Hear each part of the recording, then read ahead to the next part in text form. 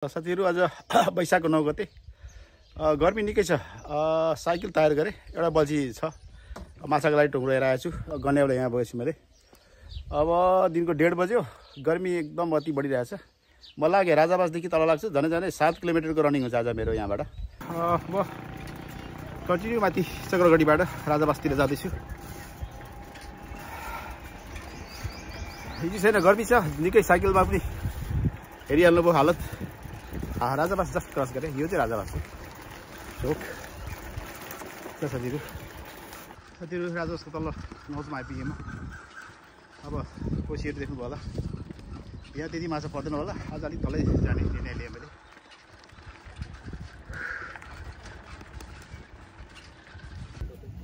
साथीहरू म लगभग जितपुरबाट चक्रगढी हुँदै निकै तल आइपुगेको छु। यो तपाईँको आर्मीहरूको यो वन्यजन्तु आरक्षण होला तल्लोपट्टि चाहिँ त्यस्तो छ। यहाँ सानो बाबु भाइहरूसँग भेट भयो, लिम्बू भाइहरू। गर्मी ज्यादा छ।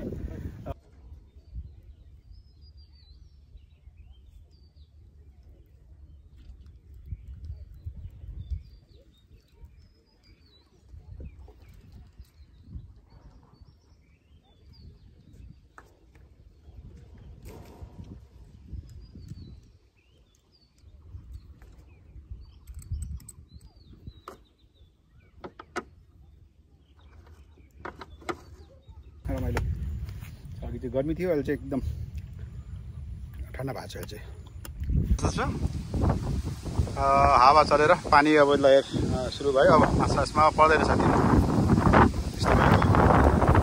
अझ ब्याड लक यस्तो छ साथीहरू।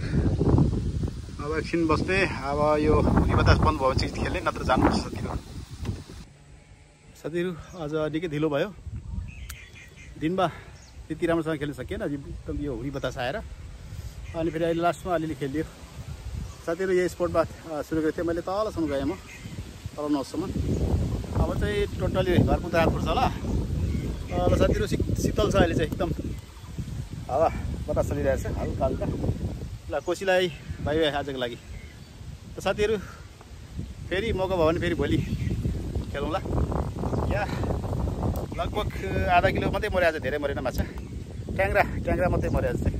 10-12 जति ट्याङ्ग्रा छ, त्यो आधा किलो प्लस हुन्छ होला। त साथीहरू आजको लागि फिसिङ यहीँ क्लोज गरेँ मैले आज। साथीहरू बल्छी खाल्दा रात पऱ्यो।